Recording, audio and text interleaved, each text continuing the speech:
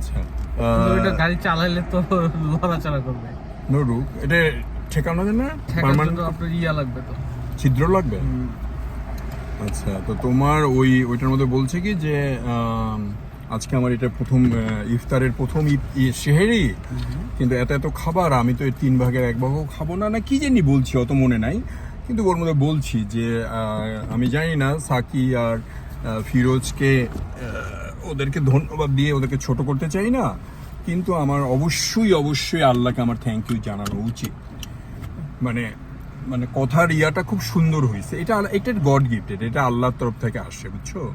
মানে আমি যখন কোনো ভিডিও শুরু করি তখন আল্লাহর জানি একটা ভর করায় দেয় আমার মধ্যে, কারণ আমার তো ছোটবেলা থেকেই স্বপ্ন ছিল যে আমি বিশাল কিছু একটা হব, মানে অ্যাক্টর হব, নাম করা কিছু হব। হলিউডেতে আমি আসছি টম ক্রুজ হওয়ার জন্য, তো সেটা যখন হইতে পারিনি, বাংলাদেশে যখন শাকিব খান হতে পারিনি, তখনও আমার মনে হয় যে আল্লাহর অশেষ কৃপা যে কালকে আমার একটা ফালতু ভিডিও সবগুলোর ইনস্ট্রাকশন, মানে সবগুলোর ইন্ট্রোডাকশনটা, মানে আমি ওই কয়েকটা ভিডিও বানাইছি, ওই যে 40 বছরের বাঙালিরা ক্যালিফোর্নিয়াতে থাকে, ওনারা একটা অনুষ্ঠান করছে, আর একটা শাকিব খানের অ্যাডভার্টাইজমেন্ট বানাইছি, কোত্থেকে কারণে চুরি করছি।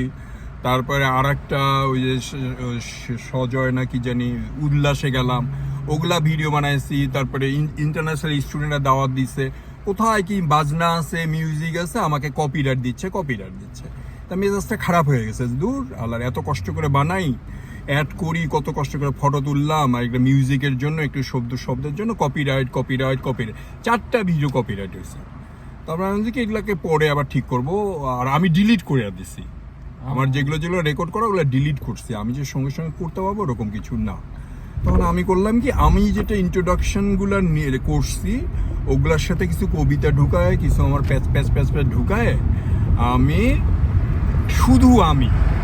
মানে আমার ওই যে কপিরাইট দিছে মিউজিকের জন্য, এত কষ্ট করছি, এত ভালো ভিডিও বানাইছি, সেই জন্য আমার মেজাজটা খারাপ হয়ে গেছে। শুধু আমি দিয়ে আমি একটা ওই আমার যত জগা খিচুড়ি পেঁচাল দিয়ে পোস্ট করে দিছি, উইদিনে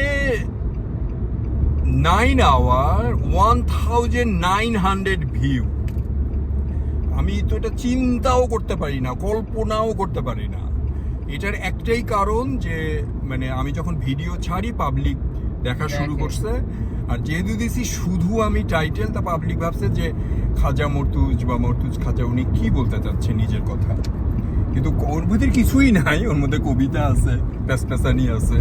কিন্তু আমার খুব খুব খুব ভালো লাগছে যে আলহামদুলিল্লাহ আল্লাহর অশেষ কৃপা যে মানুষ আমার ভিডিওটা টাচ করছে, কিন্তু কোনো লাইক নাই, কমেন্ট নাই, কারণ ভিডিওটা আমার উপরে কিছু হয়নি। কিন্তু আজকে তো তোমাকে যেটা বলতে চাচ্ছি যে আমার এটা তো 3 মিনিট হয়ে গেল উল্টাপাল্টা কথা।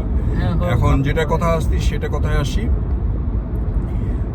মানে আমার কোনো ব্যক্তিগত এর মধ্যে স্বার্থ নাই, এর মধ্যে ব্যক্তিগত আমার টাকা ইনকাম করার কোনো ব্যাপার না, শাকিব খানকে ইউজ করার আমার কোনো ব্যাপার ছিল না। আর কি জানি আর এটা কি কারণ, আমি এটার সাথে বিজনেসে কোনো জড়িত না যে রাজকুমারের পাবলিসিটি করলে আমার কোনো পার্সেন্টেজ আসবে, এরকমও কিচ্ছু না। আমি অর্ডিনারি একটা পাবলিক হিসেবেই, যেহেতু আমি মাঝে মাঝে ইউটিউব করি, এটা করি, সেই জন্য প্রথম থেকে কেন জানি আমি ওই রাজকুমারের সাথে জড়াই গেছি। তো শাকিব খানের সাথে আমার একটা ফটো দিচ্ছি, পুরানা আমার ইয়াংকালের ছবি, আবার কি সব লিখছি, রাজকুমারের কথা লিখছি। যদিও রাজকুমারের ট্রেইলারটা কপিরাইট হয়েছে, উইদিনে 1 ডে এটা 2000-এর বেশি ভিউ হয়েছে, লাইক কমেন্টও হয়েছে, কিন্তু আমাকে ডিলিট করতে বাধ্য হয়েছি কারণ ওইটা কপিরাইট দিছে। কিন্তু এখন আমি রাজকুমারের সাথে এতভাবে জড়াই গেছি, আর আমার এত ভালো লাগতেছে যেটা আমি নিজেকে নিয়ে স্বপ্ন দেখতাম যে আমি একটা বিশাল কিছু হব, বাংলাদেশে হব, নাগরিক করছি, ছায়ানট করছি, এদিকে বাংলাদেশে নায়ক রাজ্জাক হব, হুমায়ুন ফরিদির মতো মহিলা সমিতি মঞ্চে কীর্তন খোলার মতো অ্যাক্টিং করব, আমেরিকায় আসছি টম ক্রুজ হব, বিশাল অ্যাক্টর হব, হলিউডে সবাই আমারে চিনবে।